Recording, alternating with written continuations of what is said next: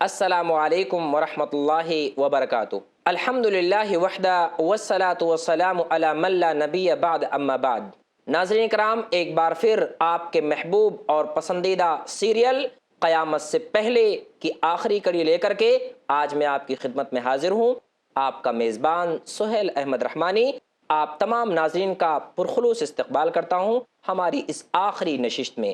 آج ہمارے اسٹوڈیو میں موجود ہیں فضیلت الشیخ مصطفیٰ اجمل المدنی حفظہ اللہ، جو ہمارے سوالات کا تشفی بخش جواب دیں گے۔ اس آخری نشست میں ہم آپ کا بھی پرتپاک خیر مقدم کرتے ہیں۔ جزاک اللہ خیر۔ ناظرین کرام، السلام علیکم ورحمۃ اللہ وبرکاتہ۔ ناظرین، آئیے اس پروگرام کے سلسلے کو آگے بڑھاتے ہوئے شیخ محترم سے قیامت کی بڑی نشانیوں کے بارے میں کچھ سوال کرتے ہیں۔ شیخ محترم سے گزشتہ نشست میں شام کے بارے میں یا آخری نشانی کے بارے میں کچھ گفتگو چل رہی تھی۔ وعدہ یہ تھا کہ شیخ ہمیں بتائیں گے شام کی فضیلت میں اللہ کے نبی صلی اللہ علیہ وسلم نے کون کون سی حدیثیں بیان فرمائی ہیں۔ شیخ، آپ ہمیں رہنمائی کریں کہ فضیلت کے تعلق سے کون سی حدیثیں آئیں۔ دیکھیے، بطور نمونہ میں ایک حدیث نقل کر دیتا ہوں، جی شیخ۔ اور شام کی فضیلت کے لیے یہی کافی ہے۔ فرمایا اللہ کے رسول صلی اللہ علیہ وسلم نے، اللہم بارک لنا فی شامنا، اللہم بارک لنا فی یمننا، قالوا وفی نجدنا یا رسول اللہ، قال ہناک الزلازل والفتن وبها یطلع قرن الشیطان۔ اللہ کے رسول صلی اللہ علیہ وسلم نے برکت کی دعا کرتے ہوئے فرمایا، اے اللہ ہمارے شام میں برکت عطا فرما، اے اللہ ہمارے یمن میں برکت عطا فرما۔ لوگوں نے کہا، اے اللہ کے رسول، اور ہمارے نجد میں؟ تو آپ نے فرمایا، وہاں سے فتنے رونما ہوں گے، زلزلے پیدا ہوں گے، اور وہیں سے شیطان کا قرن نمودار ہوتا ہے، یعنی شیطان کی سینگ۔ ناظرین کرام، میں بتا دوں، نجد کے لیے اللہ کے رسول صلی اللہ علیہ وسلم نے برکت کی دعا نہیں کی۔ اس نجد سے مراد وہ نجد نہیں ہے جو کہ سعودی عرب میں اس وقت ہے، جی، بلکہ اس نجد سے مراد نجد عراق ہے، جو مدینے سے مشرق کی طرف پڑتا تھا، جی، یا پڑتا ہے۔ اور اسی لیے اللہ کے رسول صلی اللہ علیہ وسلم نے ایک بار مشرق کی طرف رخ کر کے فرمایا، الفتنۃ ہا ہنا، الفتنۃ ہا ہنا من حیث یطلع قرن الشیطان۔ فتنہ یہاں ہے، فتنہ یہاں ہے جہاں سے شیطان کا قرن نمودار ہوتا ہے۔ اللہ۔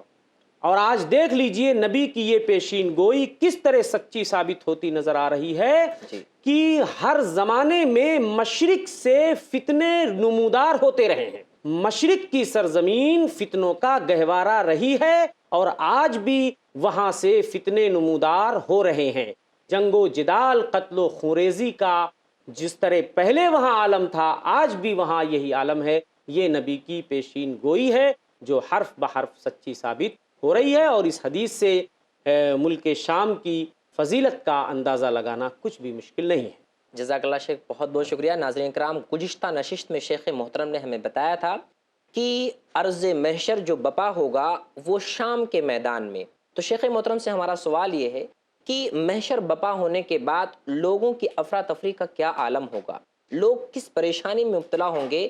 میدان محشر کے بارے میں کچھ کیفیت بتائیں گے شیخ، تو ہمارے ناظرین کو ضرور اس سے فائدہ ہوگا انشاءاللہ۔ دیکھیے، بات چلی ہے محشر کی، اور اسی حوالے سے آپ نے سوال بھی کیا ہے جی، کہ محشر میں افراتفری کا کیا عالم ہوگا، کیا عالم، لوگ کس طرح کی پریشانیوں سے دوچار ہوں گے۔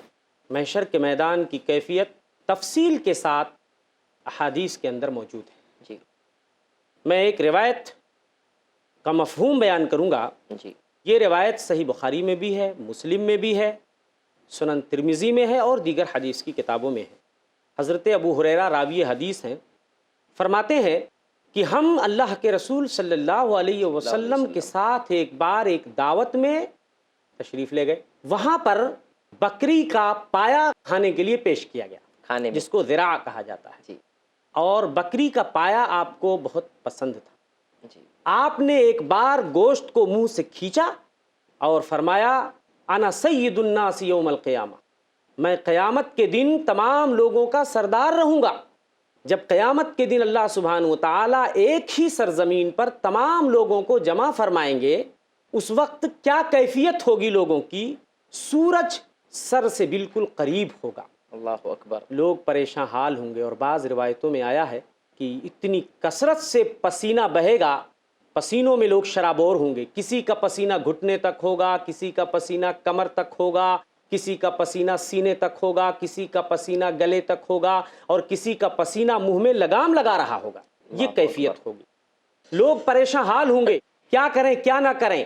بعض لوگ کہیں گے کیوں نہ ہم کسی کو اپنا سفارشی بنائیں, کسی کے پاس چل کے کہیں کہ وہ اللہ سبحانہ و تعالیٰ سے ہمارے لیے سفارش کر دے. جی.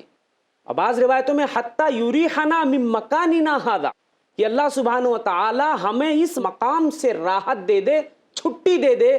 یہاں پر کھڑے رہنا ہمارے بس کا روگ نہیں ہے, ہمارے بس کی بات نہیں ہے.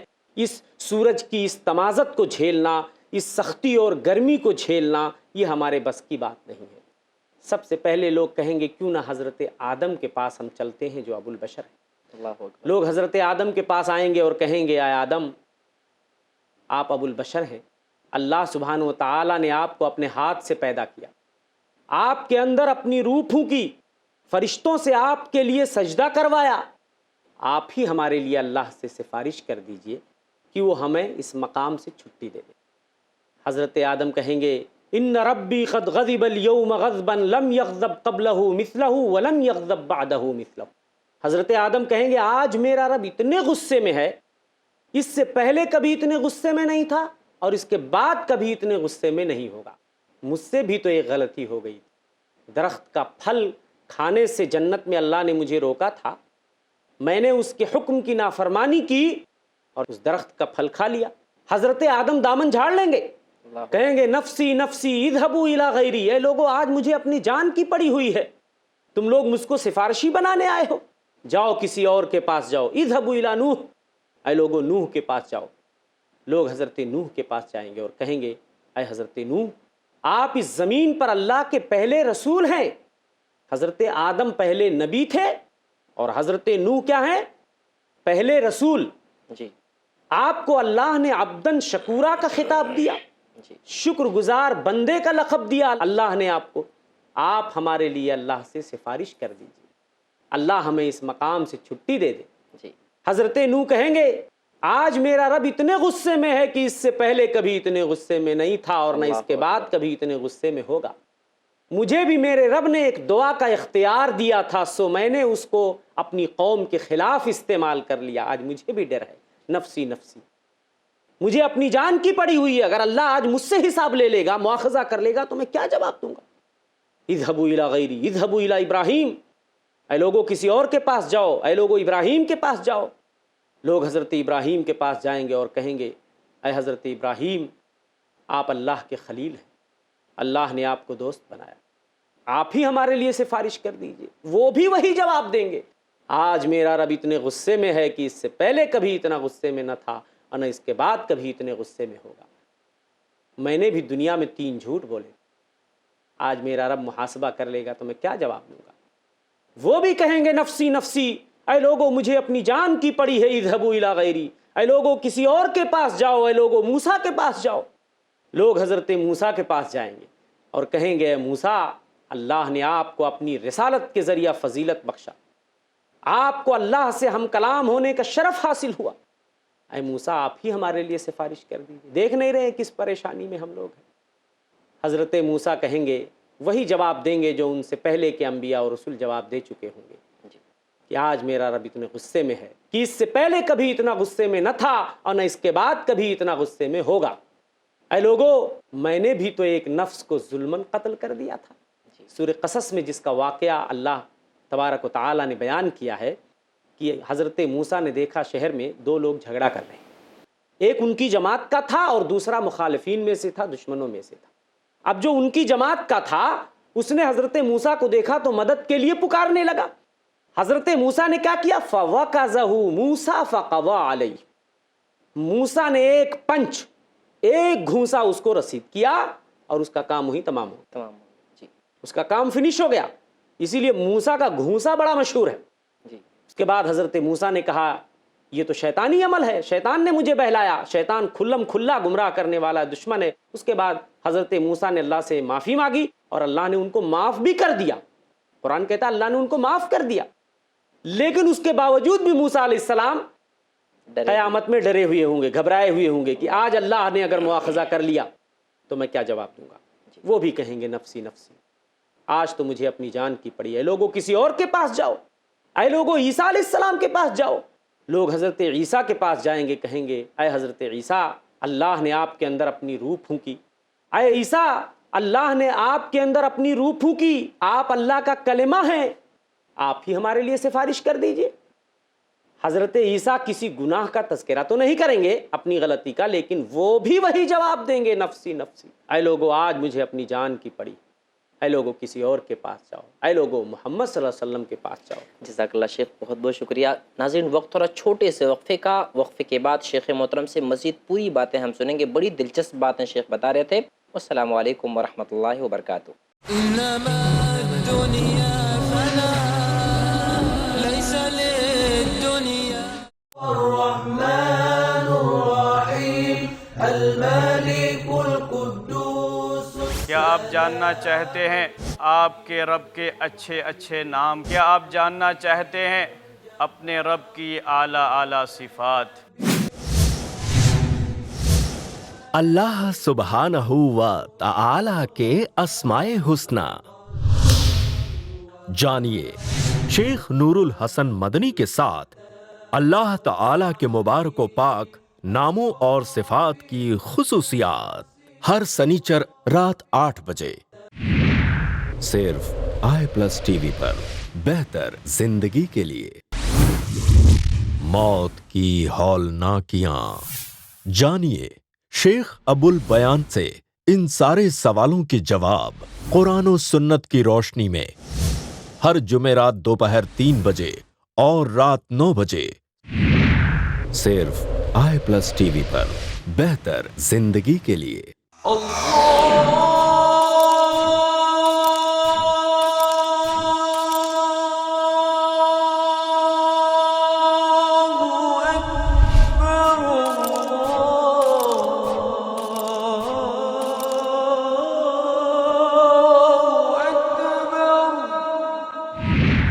صرف i+TV پر، بہتر زندگی کے لیے۔ اپنے DTH اور کیبل آپریٹر سے آج ہی سمپرک کریں۔ Free to air. إنما الدنيا فنا ليس للدنيا۔ السلام علیکم ورحمۃ اللہ وبرکاتہ۔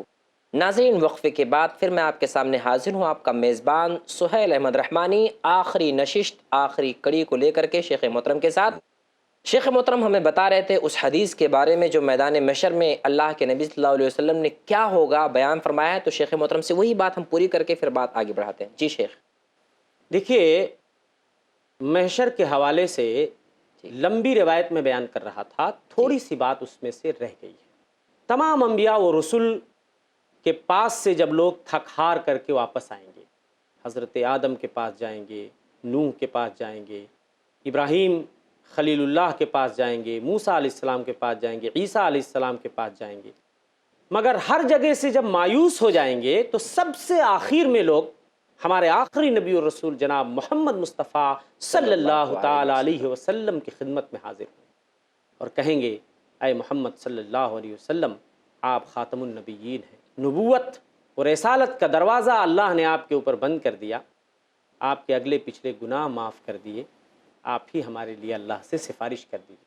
ہمارے آخری نبی جناب محمد مصطفیٰ صلی اللہ علیہ وسلم جائیں گے اور عرش کے نیچے سجدہ ریز ہو جائیں گے، سجدے میں گر جائیں گے، اللہ کی تعریف بیان کریں گے، حمد و ثنا بیان کریں گے۔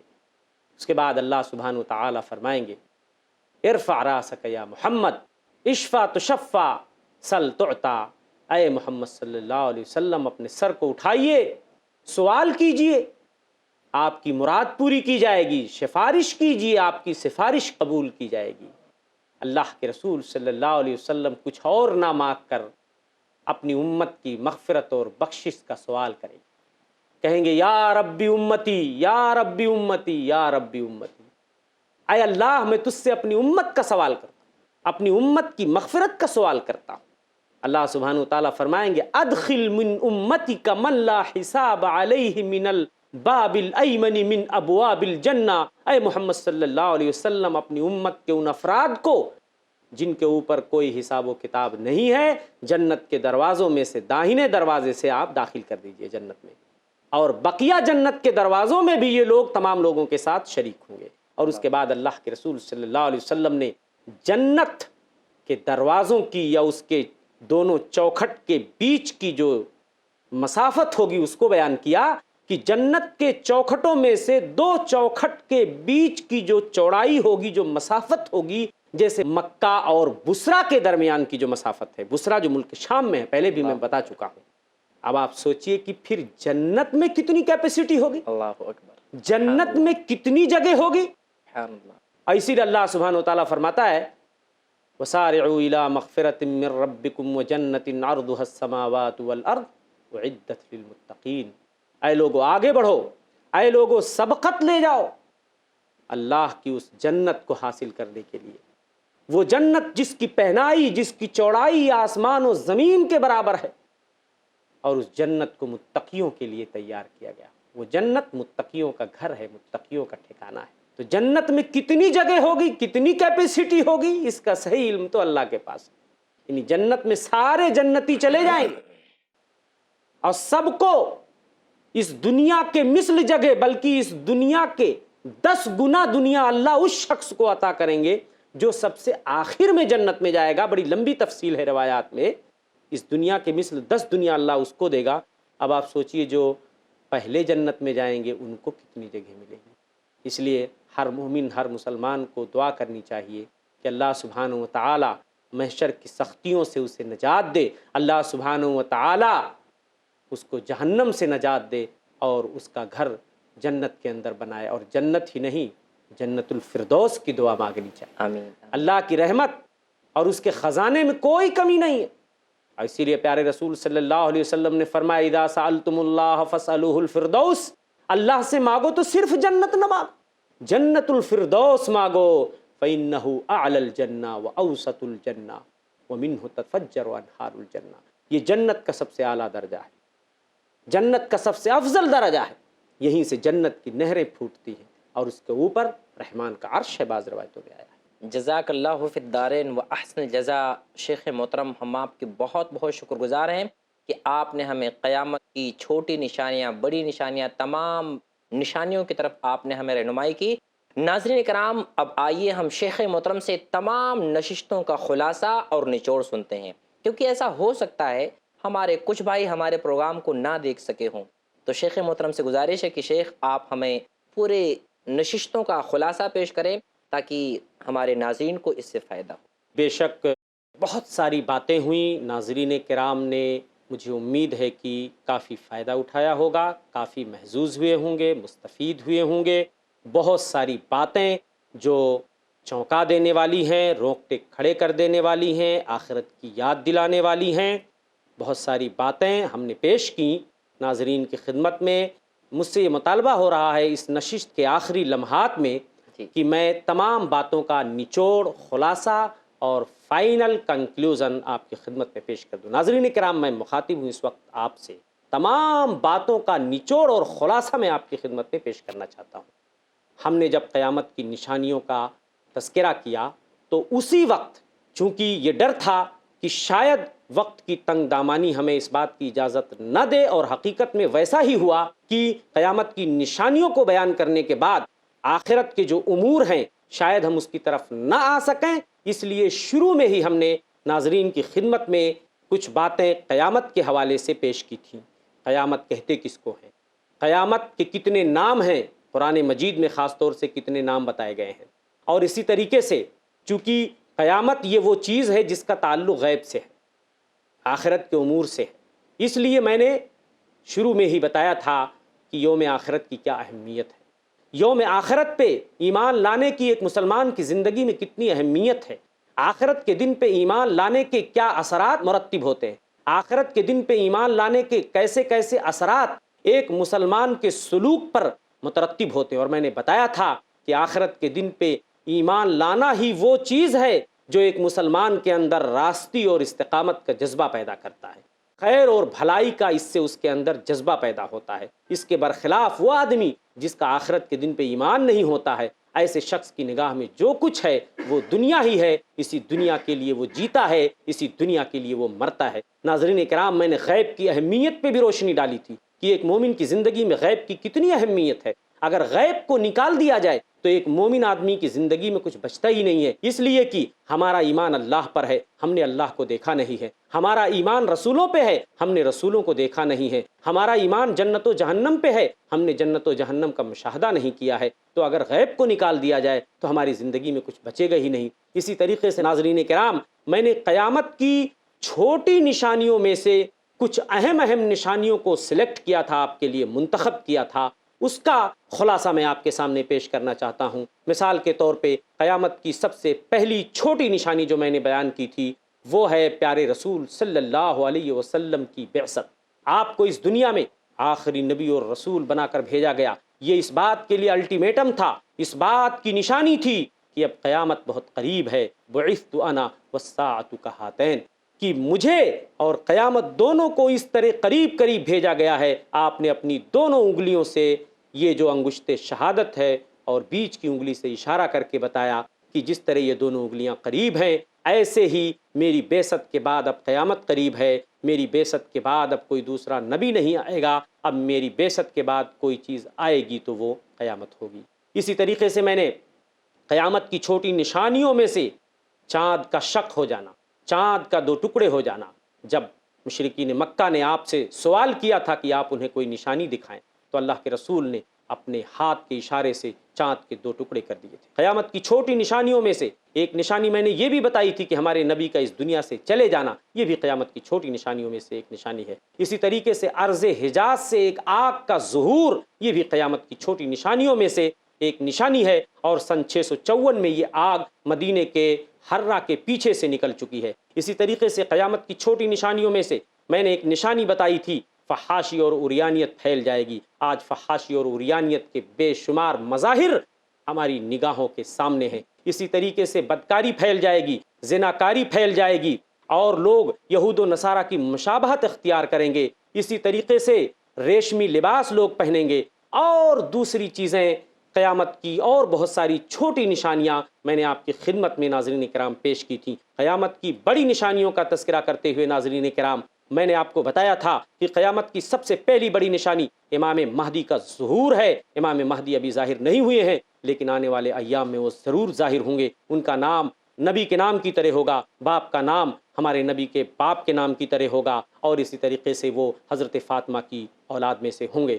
قیامت کی بڑی نشانیوں کا تذکرہ کرتے ہوئے ناظرین کرام، میں نے دجال کا تذکرہ کیا۔ دجال کب نکلے گا، کہاں سے نکلے گا، زمین میں کتنے دنوں تک رہے گا۔ میں نے حضرت عیسیٰ کا تذکرہ کیا، حضرت عیسیٰ کی صفات کا تذکرہ کیا، حضرت عیسیٰ دجال کو کس طرح قتل کریں گے اس کا بیان کیا۔ اسی طریقے سے میں نے یاجوج ماجوج کے خروج کا تذکرہ کیا کہ کس طریقے سے یاجوج ماجوج حضرت عیسیٰ اور ان کے ساتھیوں کی دعاؤں کے نتیجے میں ہلاک ہو جائیں گے۔ اور اسی طریقے سے ناظرین کرام، میں نے یہ بھی بتایا قیامت کی بڑی نشانیوں میں سے ایک نشانی کہ ایک دھواں کا ظہور ہوگا، دخان کا ظہور ہوگا۔ اسی طریقے سے زمین دھسائی جائے گی، مشرق میں، مغرب میں، جزیرۃ العرب میں، اور اسی طریقے سے سورج مشرق کے بجائے پچھم سے طلوع ہوگا۔ اسی طریقے سے میں نے سب سے آخری نشانی ابھی تھوڑی دیر پہلے آپ کی خدمت میں جو پیش کی ہے کہ ایک آگ ہوگی جو یمن سے نکلے گی اور لوگوں کو ہانک کر محشر کے میدان کی طرف یعنی ملک شام کی طرف لے کر جائے گی،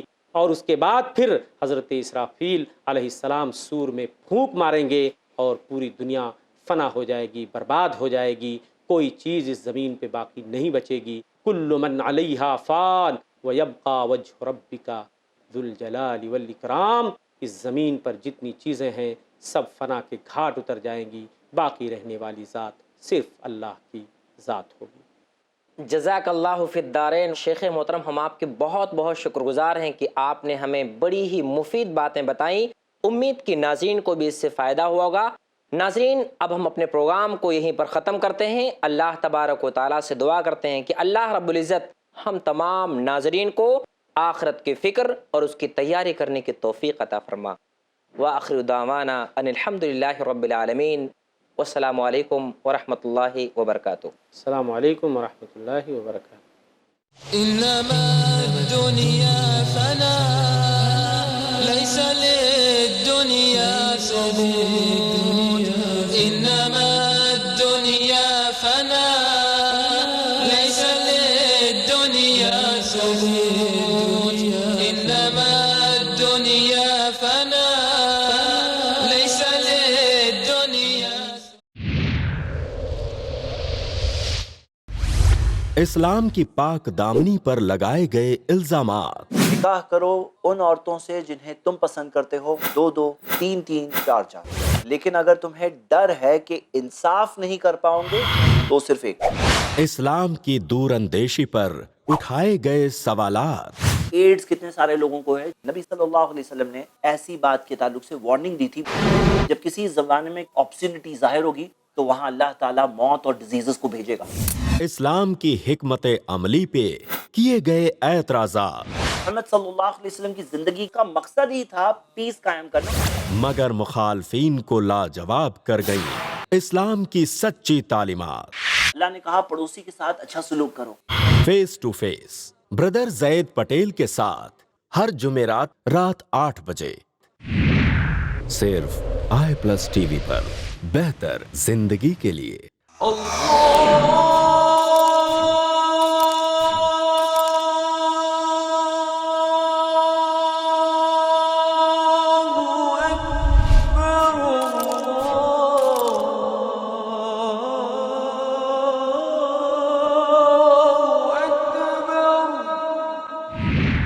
सिर्फ i+ टीवी पर, बेहतर जिंदगी के लिए।